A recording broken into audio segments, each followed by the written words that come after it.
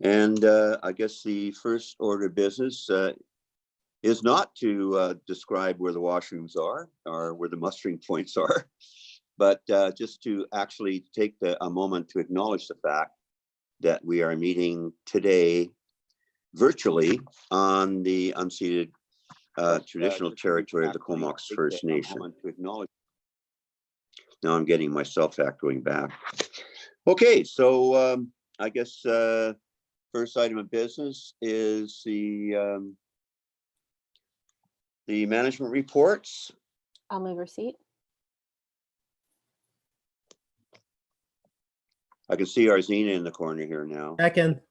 Oh, I can hear Daniel. Can't see him. Okay, any discussion on the management report?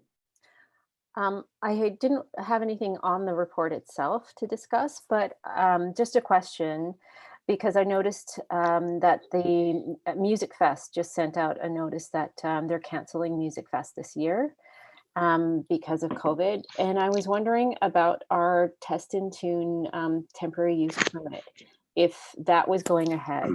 So I'm wondering if staff would be able to look into and see if that's still, or maybe you know. Yes, Director Tom True is here, and I'll just refer this question to him.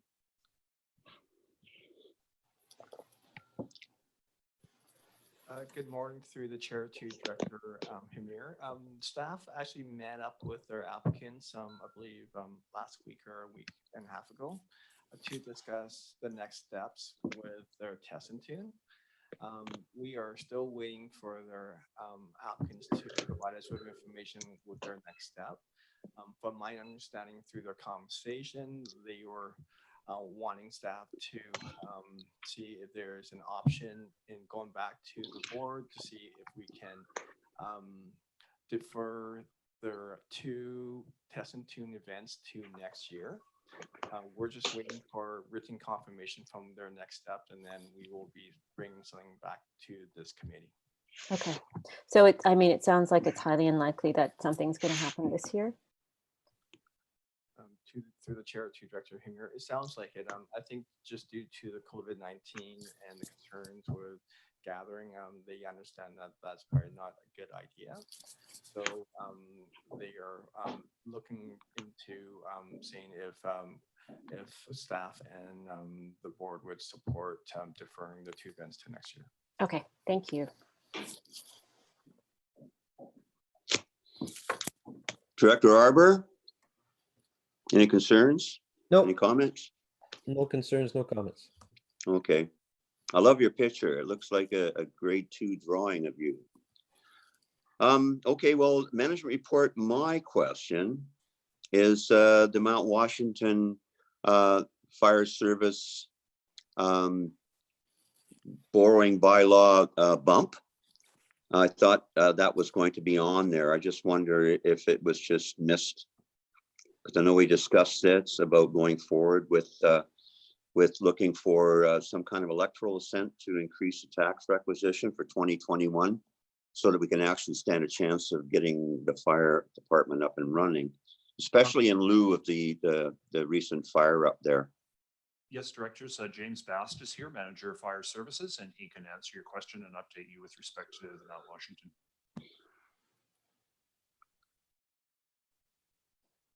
Hello, directors, through the CAO to the directors and committee members. The Mount Washington Fire Service, we're currently reviewing proposals from architects with regards to the development of the design and the cost estimates. Those cost estimates will determine the electoral assent numbers that we would be requesting at some point in the future. Well, of course, as I expressed previously, my fear is that it's going to be bogged down in the bureaucracy and the fact that, you know, we have so many other things to go in lieu of the crisis we're facing. But that being said, I think minds are sharply focused right now on fire services up there because of the last fire incident. And as I said before, politically speaking, now is a very good time to move ahead. So do you have any idea when we might have, say, a class C estimate on price of the building that we're looking at? Yes, we currently have a Class D estimate. Okay, And those numbers, I don't recall them. I don't have that file in front of me. But we prefer to go to as refined as possible before we go to electoral assent. And for that, we will be engaging an architect to refine those numbers to as fine a point as possible, so that we can go to electoral assent but once and ask for a particular amount. so have we gone out for an expression of interest on this, or? Yes, as a matter of fact, I'll be meeting with the general manager of community services as well as procurement later today to review the proposals that we have got for the Mount Washington area. Well, then I look forward to getting a report at the next EASC meeting on this, perhaps. We'll see. I can't presuppose what the proposals are at this point, but we will get information to the committee members as soon as it's viable.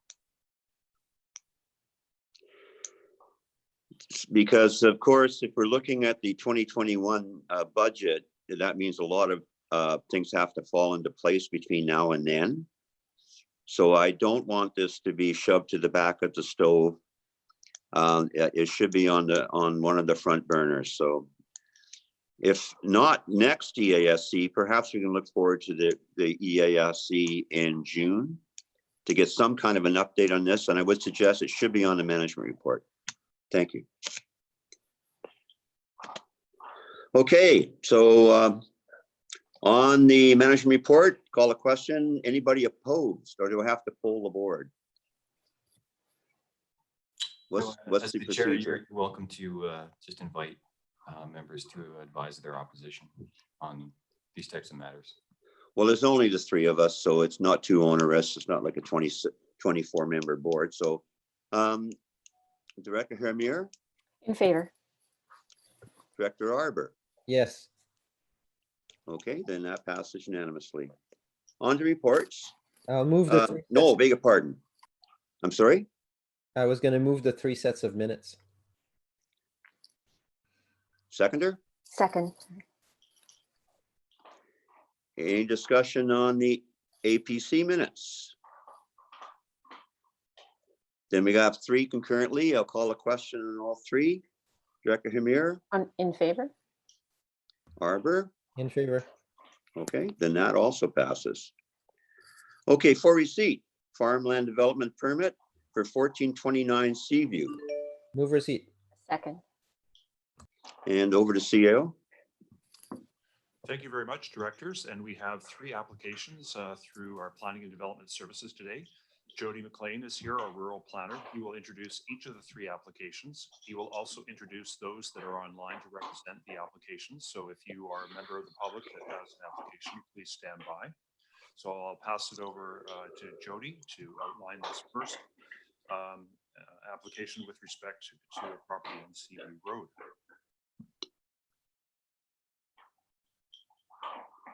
All right, thank you. This is the first one. We have Catherine Gannett online as the applicant. Pages 7 of your package there shows the photos of the building we're talking about. And in page 12 will show this landscape plan. This is a 70-meter long lot, residential lot along Seaview Road. It backs up against an agricultural lot. Any construction additions or alterations to buildings within 30 meters of an agricultural lot requires a development permit consistent with the Farmland Protection Development Guidelines. And these examine the agricultural and residential interface. In this case, the applicants are seeking to rebuild an old accessory building that's 19 meters from the rear lot line. There exists about 10 meters of vegetation, trees and shrubs mostly, that lead over top of a berm at the rear. The berm is about 1.5 meters tall. The applicant's proposing to retain that landscape features and supplement it with 5 trees and some additional shrubs and add a wire fence. As this development permit would be put on the title, this become a permanent feature of the property. The Agricultural Advisory Planning Commission recommended approval, citing that there will be an improvement to the agricultural interface, and the regional agrologist also concurred. Staff's also recommending that this draft permit be approved, Mr. Chair. Thank you very much. Anything the applicant wants to add? No, I think that pretty much covers it. Very good. So any questions from the directors for the applicant or for Jody? None for me. None for me either. Okay.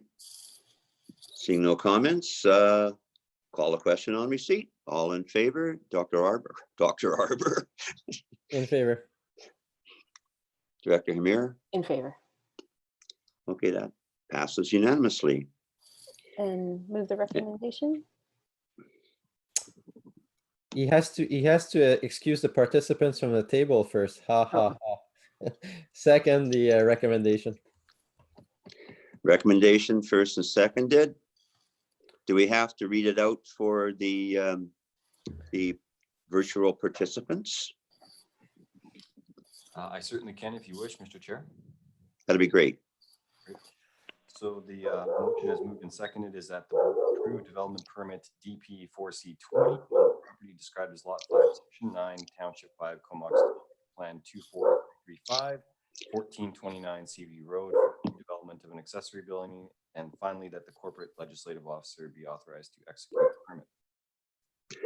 Very good, thank you. And so I'll poll the committee.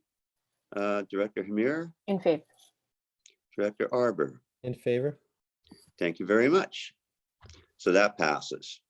Number 3, farmland development permit protection for 1607 Little River Road for Move receipt. Second. Moved and seconded on receipt. Over to Jody. Thank you. Through the chair to the directors, we have Loic Hersko online as the representative of the applicant. So pages 6 and 7 of your package will show the air photo and site plan, which illustrate the context of the property. And page 11 has a landscape plan. So this is a long and narrow lot that juts out into the agricultural area from Little River Road. It's a little bit over a hectare in area. The applicant's proposing to develop it with 3 new buildings. This is an industrial lot, and these will be industrial buildings. And he has to comply with 3 development permit area guidelines: the industrial form and character, the farmland protection, and an aquatic riparian area development permit. So they prepared a landscape plan that was consistent with the recommendations of the biologist with respect to the wetland in the rear and some water courses along the sides. And they supplemented it with plantings at the front of the property to address the industrial building from as seen from the roads. Likewise, they prepared a drainage plan that addresses the guidelines. And regarding the farmland protection guidelines, the applicant is proposing to do a solid fencing along the rear and the sides. Both the Ministry of Agriculture Regional Agrologist and the Agricultural Advisory Planning Commission both recommended approval, citing the appropriateness of the fencing. The Area B Advisory Planning Commission reviewed the application from the perspective of the form and character guidelines and recommended approval as proposed. Staff is also recommending this draft permit be approved as together, Mr. Chair. Thank you very much. Does the applicant wish to add anything? I believe Jody described my development accurately, and I'm happy with what's been said. Very good. So now over to the directors.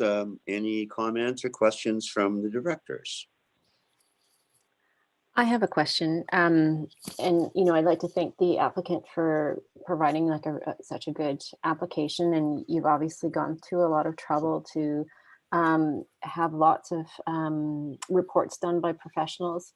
I'm just wondering, question to staff, if the neighbors, I didn't see any correspondence from the neighbors, if there had been any, because it's going to be quite a change in land use. Did any comments come in?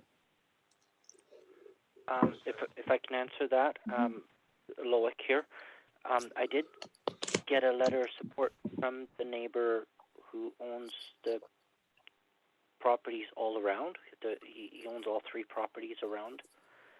I did submit those to the planning department, and I know it didn't come into the report, but I did supply it. Okay, great. That was my only question. Because I noticed there's that very slim, I guess it would just be now a driveway. I would think it was on page 6 of the application for the plot, or the land title 1603.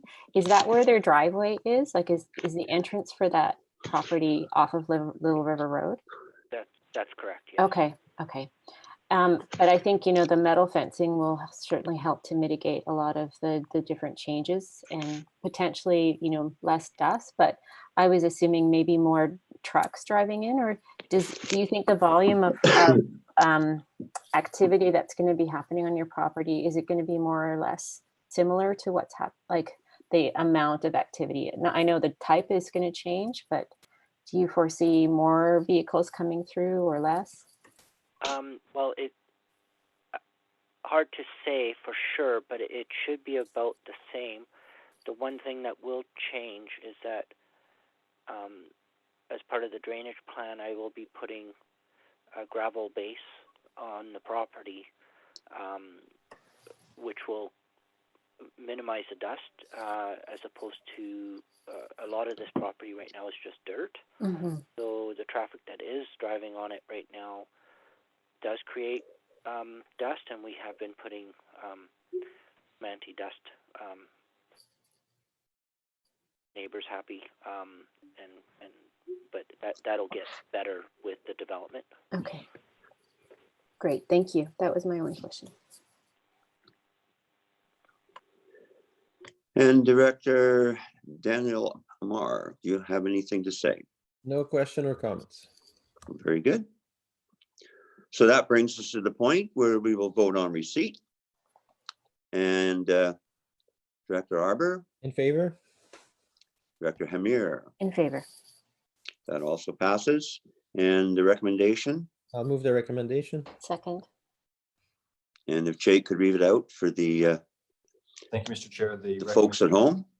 The recommendation is the board approve development permit 23B19 and development permit 24B19 on the property at 1607 Little River Road for the development of 3 light industrial buildings. And finally, that the corporate legislative officer be authorized to execute the permit.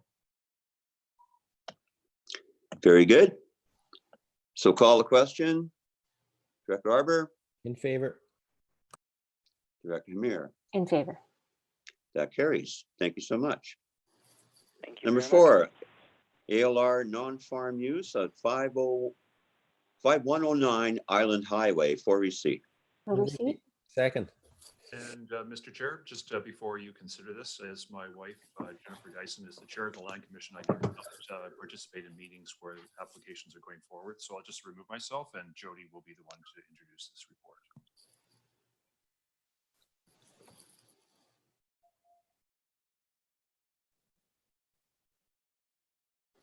Thanks. This is an Agricultural Land Commission application. We have the applicant Kira Kotila on the phone. Pages 5 and 6 of the package there show the air photos and some photographs of the building and property. So this is a 1.7 hectare lot that's developed as a vegetable farm with 1 house. The applicant is seeking to add a second dwelling in the form of a suite above the second floor of a farm building. The second dwelling requires the approval of the Agricultural Land Commission. The application is consistent with the official community plan's directions regarding additional dwellings, minimizing the impact on agricultural land.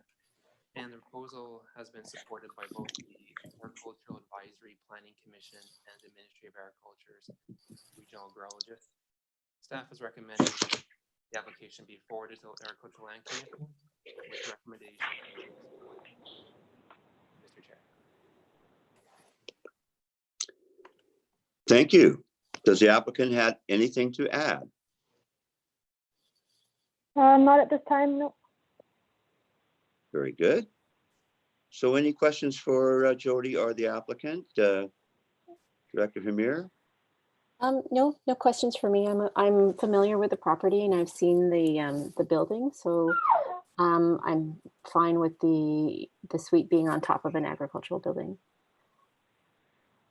Very good. Director Arbor? No, it sounds good. More housing. That's good. Thank you. Okay, so we are now at the point where we're going to call the question on receipt.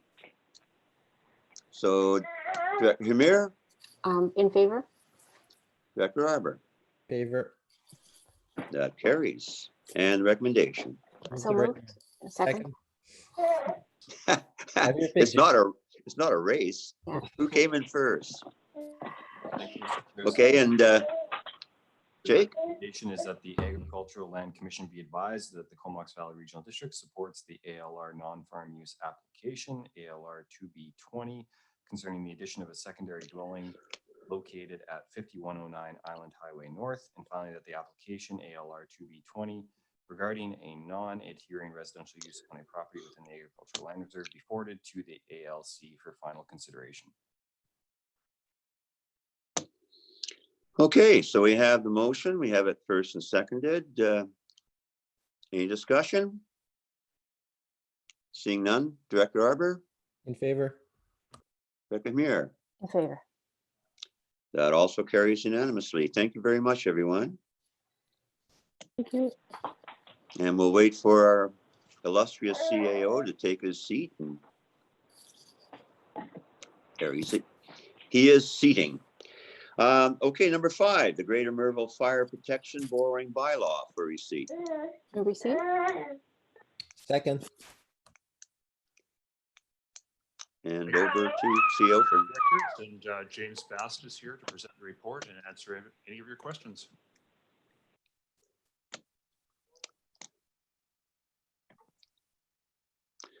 Hello to the committee members through the CAO. This staff report provides just a quick update as to the level of where we're at with this project, the Greater Merville Auxiliary Fire Hall project. And specifically, the staff report presents options and a recommendation with regards to seeking electoral assent, specifically the use of the alternate approval process as a mechanism for seeking that electoral assent. And I'm here to answer any questions that you may have. Okay. Directors, any questions for James? I guess my comment was, the alternative process seems to be the least costly. And at this time, I would think the general public would be in favor of doing this type of process. I haven't seen much in opposition, and I don't know if Director Grieve has seen anything opposing that would, cause concern for us to go in this route. So I'm in favor of the electoral assent. Thank you. Director Arbor? Same. Okay, so I'll chime in a little bit. Yeah, there's a great swell of support for the fire hall, especially in lieu of the increases in property insurance in this area, and it would possibly bring relief for a lot of the property owners within the radius of where the fire hall is going to be. And I have been getting a lot of calls in support of this. So I would thank staff for moving expeditiously on this. I think it's important. Also, I think that the alternate approval process is definitely the superior way to go, being that we are not establishing a service. The service existed since the 50s. It was recently taken over by the CVRD when when the improvement district could no longer afford to keep going, and it couldn't get anybody even on their board. So I think this is the best way forward, and I'm glad to see it moving forward. And I certainly hope that Mount Washington is the next one on the list. Okay, so on receipt, Director Hamir. In favor? Director Arbor? In favor? Okay. So that passes, and the recommendation. Move the recommendation. Second. And Jake? Thank you, Mr. Chair. The motion is moved and seconded that an alternate approval process be conducted with respect to the elector assent required for a loan authorization bylaw to construct and equip a new Greater Merville Fire Protection Service fire hall, and further that the long-term debt costs and borrowing terms for the construction and equipping of a new Greater Merville Fire Hall be finalized upon receipt of the Class A estimates. Okay. Director Hamir? In favor? Director Arbor? In favor? That also passes unanimously. Thank you all very much. Which brings us to the Hornby Island Community Economic Enhancement Society GIA request. Move receipt. Second. Move second on receipt and over to CAO. Thank you very much, Chair and Directors, and James Warren is here to introduce the report and answer any of your questions. Welcome, James. Good morning, directors, and thanks through the CAO. Just a really quick report here, and it is for information purposes only. There's no recommendation associated with it. In essence, you'll remember the board approved a grant and aid to the Hornby Island Community Economic Enhancement Corporation earlier this month to support an informal Area A network to facilitate effective online dialogue around the COVID crisis. Concerns have been raised that the network is a private members only Facebook group, and the CBRD staff, we would want to work closely with HiSeek to confirm that the Facebook group and the means of disseminating that information is made available to the public and be non-exclusive. And so we're in the midst of that right now. We've actually got some information from HiSeek, and we'll be ensuring that the group can be made public. If that cannot occur, then staff would be bringing forward a report to a subsequent board meeting, and we'd be recommending that the grant and aid be withdrawn.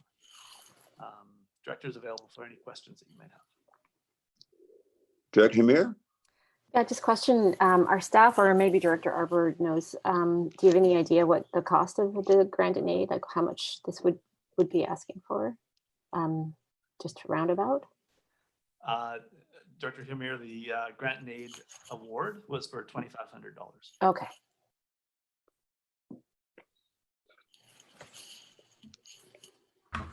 Director Arbor? Yes, hi. It's not one Facebook group. There are 4 Facebook groups, so that's an important clarification. There's each of our communities have forums where people go to discuss issues, and I think 2 of those groups may be in private settings, and 2 of them may be in public settings. My opinion is we are funding a network essentially through this project, so. Yeah, so staff can have discussions to see if 2 out of the 4 groups would change their setting, which would allow the broader public to see it. I think that they probably have reasons why they set it up like that, but no, I'm fine with staff working with the organization. I have actually partaken in the calls of those Facebook moderators, and I have to say it's been very, I think, useful and really appreciated. The opportunity to discuss their issues. So the work is already ongoing. There's a lot of noise. I think is that Director Grieve maybe with but anyways. So yeah. So I'm in favor of staff seeking, but in my opinion, it should be fine to move forward with the setup. So let's just see what comes out of it. Sorry, one other question, because now seeing it is a Facebook group, and I've been moderating and one of the moderators on another COVID specific Facebook group for the Comox Valley.